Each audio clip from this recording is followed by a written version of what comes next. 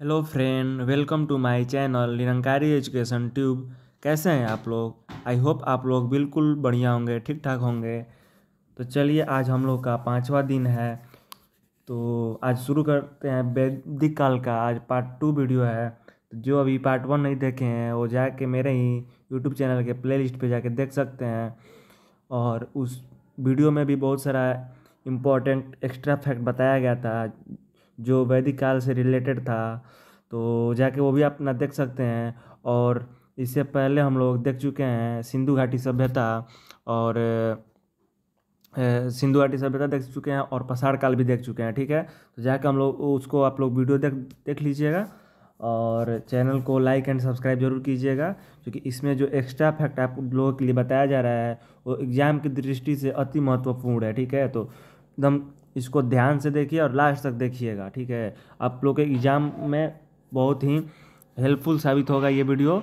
तो ये वैदिक काल का ये पार्ट 2 है, तो ज़रूर इसको देखिए और चैनल को लाइक एंड सब्सक्राइब कर दीजिएगा। और लास्ट तक देखिए इसको, जो इसका पार्ट 2 वीडियो है। आज चलिए स्टार्ट करते हैं।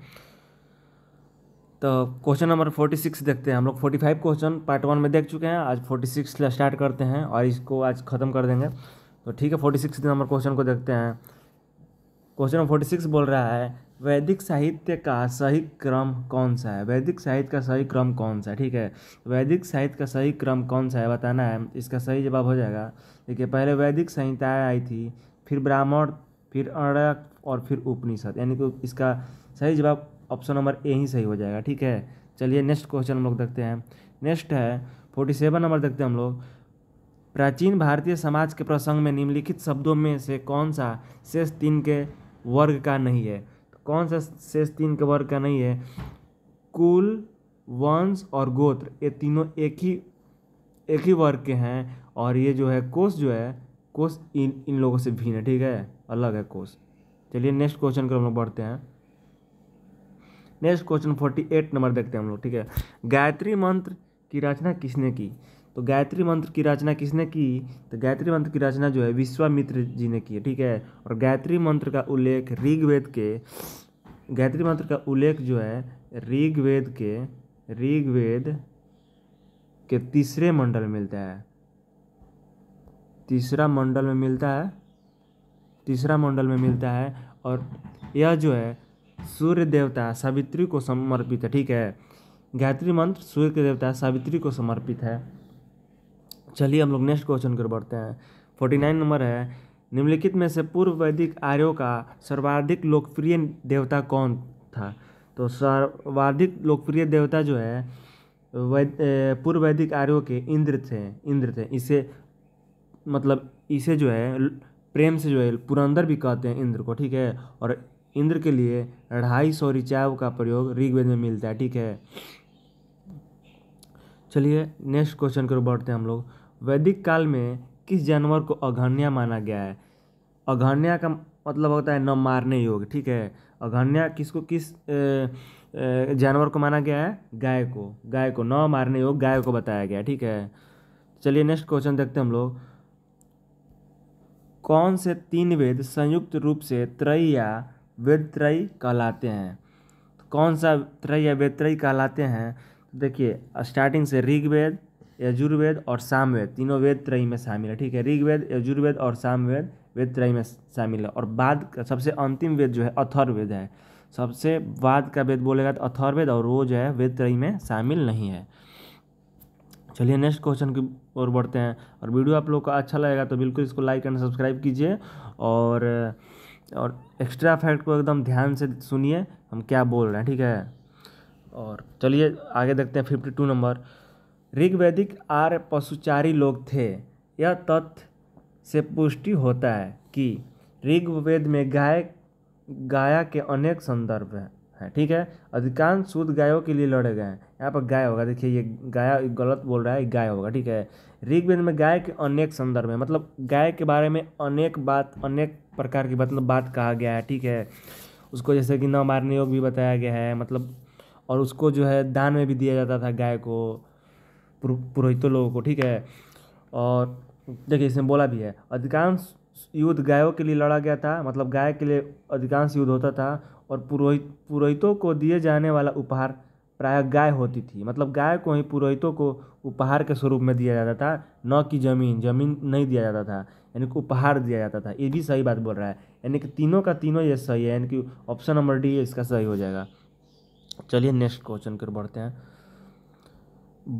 बोगज कोई महत्वपूर्ण है, बोगज कोई महत्वपूर्ण है क्यों महत्वपूर्ण है ये बताना है।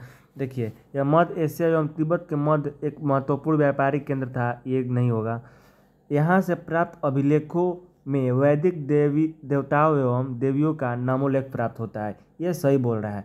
यानी कि यहाँ के जो अभिलेख बोगज कोई का जो अभिलेख प्राप्त हुआ था, वहाँ से वैदिक देवताओं एवं देवियों का नामोल्लेख मिलता है, ठीक है। और यहाँ से जो है बोगज कोई से जो है, और ध्यान से सुनिएगा इसको, बोगज कोई से जो है ईरान से भारत में आर्यों के आने की सूचना जो है कौन देता है, बोगज कोई अभिलेख देता है।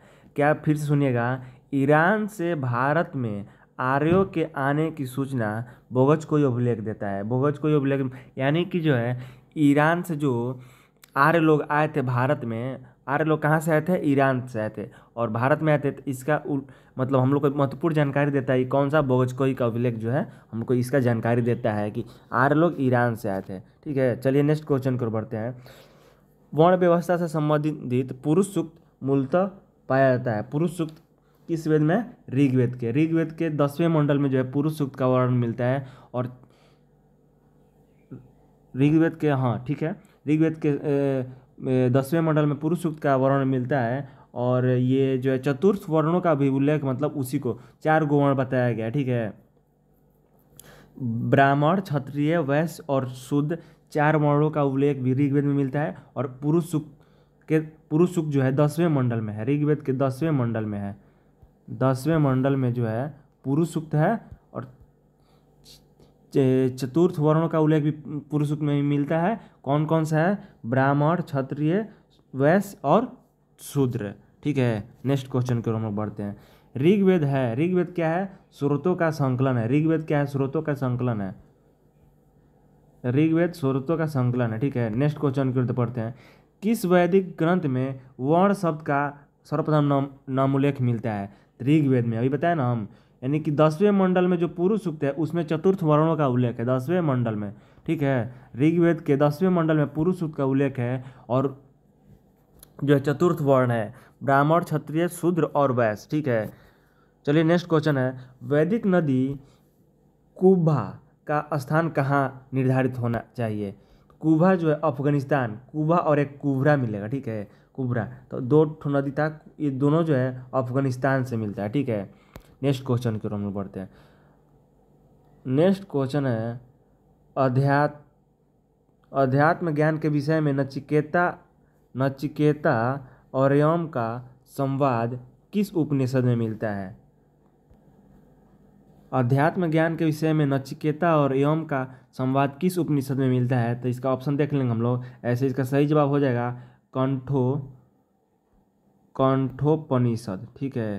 कंठोपनिषद में नचिकेता और यम का संवाद मिलता है। देख लीजिएगा, नचिकेता और यम का संवाद कंठोपनिषद में मिलता है। इसका देखेंगे हम लोग,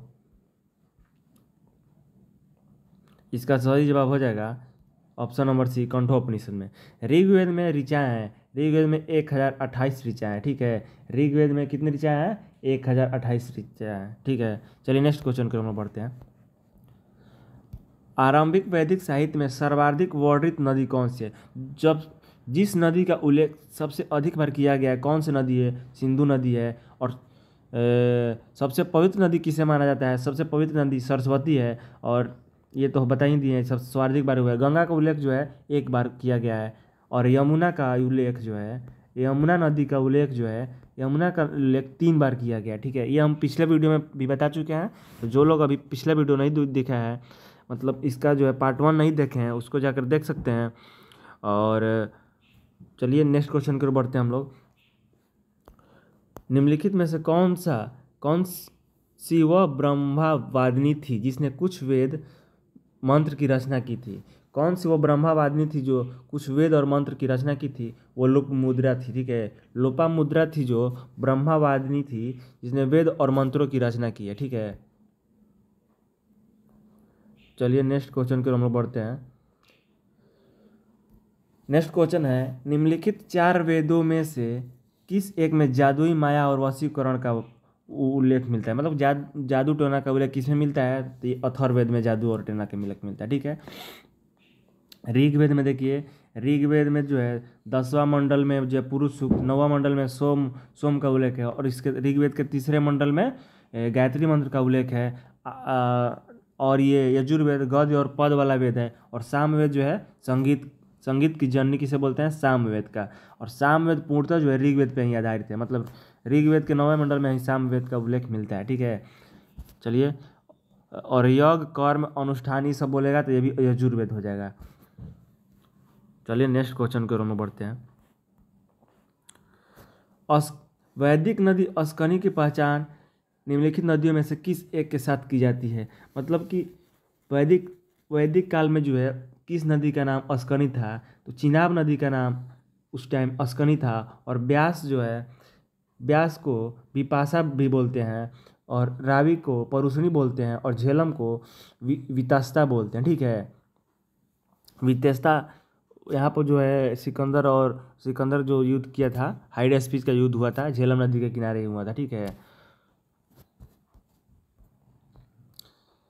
चलिए नेक्स्ट क्वेश्चन है, ऋग्वेद काल में निष्क शब्द का प्रयोग एक आभूषण के लिए होता है, किंतु परवर्ती काल में उसका प्रयोग किस अर्थ में हुआ है? ठीक है, इसका बताना है कि निष्क शब्द का प्रयोग जो है आभूषण के लिए हुआ है, लेकिन परवर्ती काल में उसका प्रयोग किसके लिए हुआ है? सिक्का। निष्क मतलब सिक्का परवर्ती काल में, लेकिन ऋग्वैदिक काल में उसको आभूषण, निष्क मतलब आभूषण होता है, ठीक है। नेक्स्ट क्वेश्चन को बढ़ते हैं। ऋग्वेद में निम्नलिखित किन नदियों का उल्लेख अफगानिस्तान के साथ आर्यों के संबंध का सूचक है? तो बताया ना, कुब्भा एवं कर्मु, ठीक है। ये इसका सही जवाब हो जाएगा, कुब्भा एवं कर्मु। अस्कनी चिनाब परुषणी बोलते हैं, रावी को विपाशा बोलते हैं, व्यास को शतुद्री सतलज को, ठीक है। चलिए नेक्स्ट क्वेश्चन कर बोलते हैं। Question number 66, match the following करना है और बताना है आप लोग को। ऋग्वेद, पहले ऋग्वेद देखेंगे। ऋग्वेद में क्या मिलता है हम लोग को? स्रोत मिलता है और प्रार्थना है ऋग्वेद से। यजुर्वेद पहले देखते हैं, संगीत दिया है तो सामवेद का मिला लेंगे संगीत के साथ। अथर्ववेद में तंत्र मंत्र एवं वशीकरण, और यजुर्वेद में स्रोत एवं कर्मकांड, ठीक है। यानी कि इसका सही जवाब हो जाएगा पहला का 4, 2, 1 और 3, 4, 2, 1, 3 हो जाएगा इसका सही जवाब, ठीक है। 4, 2, 1, 3 कहाँ दिया है? ऑप्शन नंबर ए में दिया है, इसका ऑप्शन नंबर ए ही सही हो जाएगा। चलिए नेक्स्ट क्वेश्चन कर बढ़ते हैं। नेक्स्ट है आप लोग का, ऋग्वेद संहिता का 9वां मंडल पूर्णतः किसको समर्पित है? 9वां मंडल आपको पता चुका है, तो पता ही होगा, सोम और इस पे परिणामकृत देवता को, ठीक है। चलिए नेक्स्ट क्वेश्चन कर बढ़ते हैं। उपनिषद काल के राजा अश्वपति शासक थे। उपनिषद काल के जो राजा अश्वपति कहाँ के शासक थे? कैकेय के शासक थे, कैकेय। सही जवाब कैकेय हो जाएगा इसका। चलिए नेक्स्ट क्वेश्चन कर बढ़ते हैं। किस वेद में सभा और समिति को प्रजापति की 2 पुत्रियां कहा गया है? किस वेद में सभा और सबसे इंपॉर्टेंट, मोस्ट इंपॉर्टेंट लगा लीजिएगा, एकदम परेशान करता है क्वेश्चन, इसको मोस्ट इंपॉर्टेंट लगा लीजिएगा। सभा और समिति जो है प्रजापति की 2 पुत्रियां कहा गया, किस में? अथर्ववेद में कहा गया है, ठीक है। ऋग्वेद को आप लोग बता चुके हैं।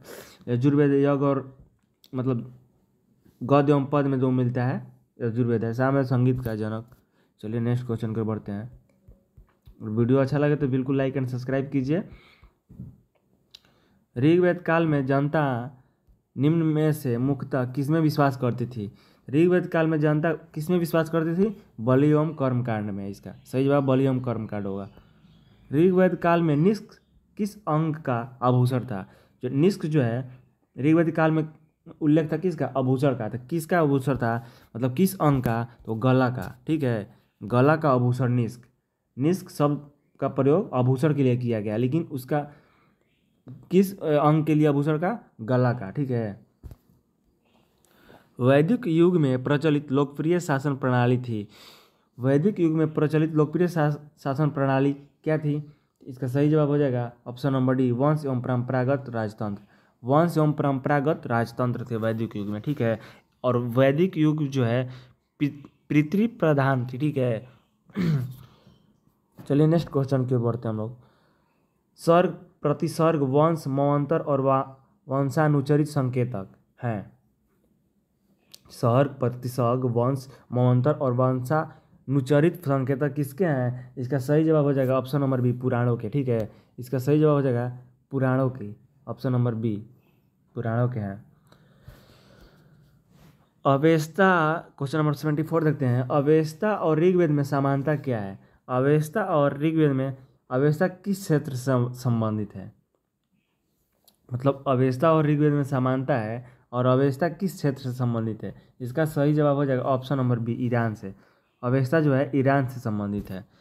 ऋग्वैदिक धर्म था, ऋग्वैदिक बताना एक धर्म था, कैसा धर्म था? ऋग्वैदिक इसका बहुदेववादी धर्म था, ठीक है। ऋग्वैदिक बहुदेववादी धर्म था। क्वेश्चन नंबर 76 देखते हैं। सांख्य, योग, न्याय, वैशेषिक, मीमांसा एवं वेदांत, इन 6 निम्न भारतीय दर्शनों की स्पष्ट रूप से अभिव्यक्ति किसमें हुई है? इसका सही जवाब हो जाएगा ऑप्शन है वैदिक युग में, ठीक है। सांख्य, योग, न्याय, वैशेषिक, मीमांसा एवं वेदांत। मीमांसा में कर्म का उल्लेख मिलता है, ठीक है। सांख्य का कपिल, योग का पतंजलि, न्याय का गौतम, वैशेषिक ऐसे ही सब इन सब के मतलब ज्ञाता थे, ठीक है। नेक्स्ट क्वेश्चन की ओर हम बढ़ते हैं। निम्नलिखित अभिलेखों में से कौन सा ईरान से भारत में आर्यों के आने का सूचना देता है? देखिए हम क्वेश्चन बताते हैं, ईरान से भारत में आर्यों का कौन सूचना देता है? बोगज कोई का अभिलेख, ठीक है। बोगज कोई का अभिलेख जो है ईरान से भारत में आर्यों के आने का सूचना देता है। क्वेश्चन मिल ही गया। गोत्र शब्द का प्रयोग सर्वप्रथम कहाँ हुआ है? गोत्र शब्द का सर्वप्रथम प्रयोग कहाँ हुआ है? ऋग्वेद में गोत्र शब्द का सर्वप्रथम प्रयोग हुआ है, ऋग्वेद में हुआ है। गोत्र शब्द का सर्वप्रथम प्रयोग ऋग्वेद में हुआ है। निम्नलिखित में से किसने आर्यों के आदि देश के बारे में लिखा है? आर्यों के आदि देश के बारे में किसने लिखा है? इसका सही जवाब हो जाएगा बाल गंगाधर तिलक जी जो हैं आर्यों के आदि देश के बारे में बाल गंगाधर तिलक जी ने बताया है, लिखे हैं, ठीक है।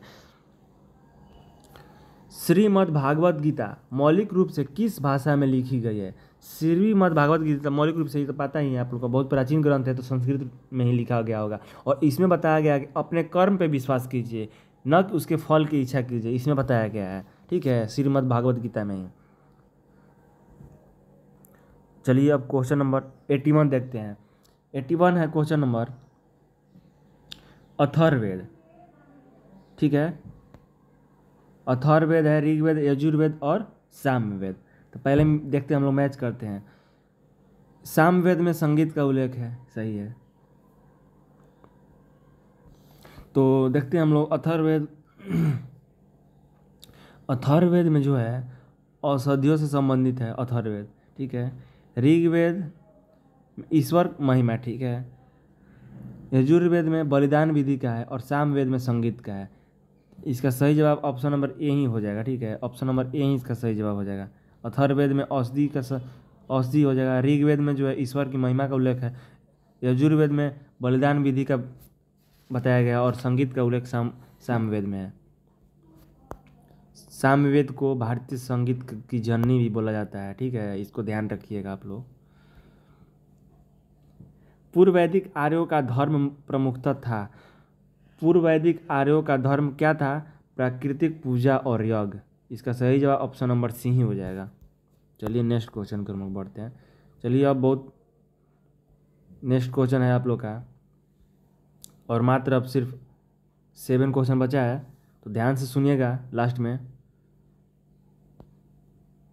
नेक्स्ट क्वेश्चन है, सर्वाधिक ऋग्वैदिक सूक्त समर्पित है किसको? सर्वाधिक ऋग्वैदिक सूक्त समर्पित है इंद्र को। कितना? 250 सूक्त का प्रयोग ऋग्वेद के लिए, इंद्र के लिए किया गया है। और अग्नि के लिए जो है 200 सूक्त का प्रयोग अग्नि के लिए किया गया है। और इंद्र को सबसे वैदिक काल में प्रिय देवता, इसे पुरंदर के नाम से जाने जाते हैं।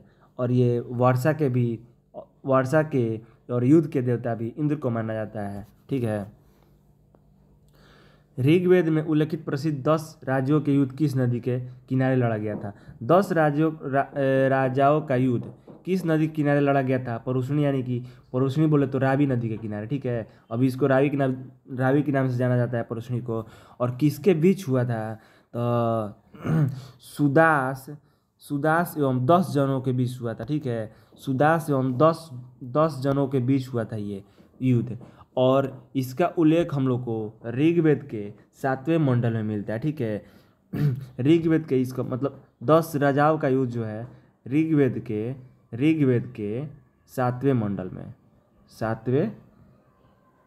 में, ठीक है। 7वें मंडल में मिलता है इसका उल्लेख, ध्यान दीजिएगा इसको। शतपथ ब्राह्मण में उल्लेखित राजा विदेह माधव से संबंधित ऋषि कौन थे? तो इसका सही जवाब हो जाएगा ऋषि गौतम रघुगुण, ठीक है।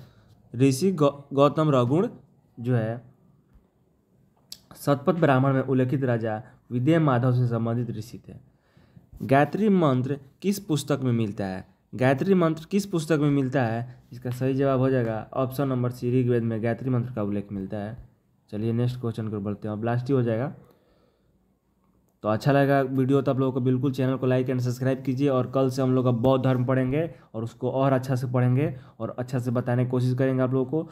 तो बिल्कुल एक बार इसको चैनल को लाइक एंड सब्सक्राइब कर दीजिएगा और जुड़े रहिएगा। ऐसे ही हम लोग चैप्टर वाइज एकदम पढ़ेंगे और एक्स्ट्रा फैक्ट एकदम जानेंगे हम लोग। और उसके बाद अपना एकदम तैयारी को और बूस्ट करेंगे। जो लोग नए हैं उसको ध्यान से सुनिए और जो लोग एक बार तैयारी कर चुके हैं वो लोग रिवीजन कीजिए इस वीडियो के माध्यम से, ठीक है।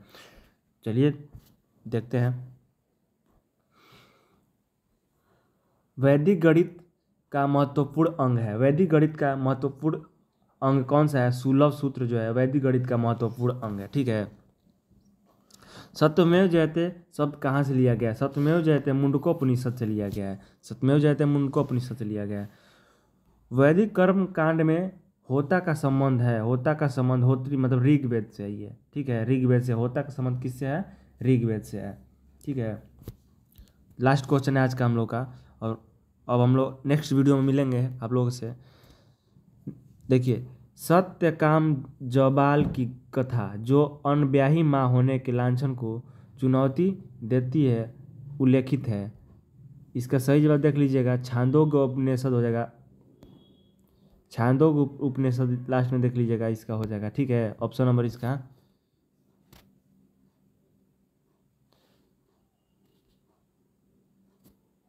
ऑप्शन नंबर सी हो जाएगा।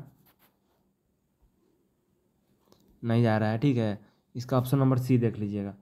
चलिए आज का हम लोग इतना ही रखते हैं। और बिल्कुल चैनल को लाइक एंड सब्सक्राइब कीजिए। और आप लोग बिल्कुल बने रहिए। कल हम लोग बौद्ध धर्म का नेक्स्ट वीडियो देखेंगे। तो चलिए थैंक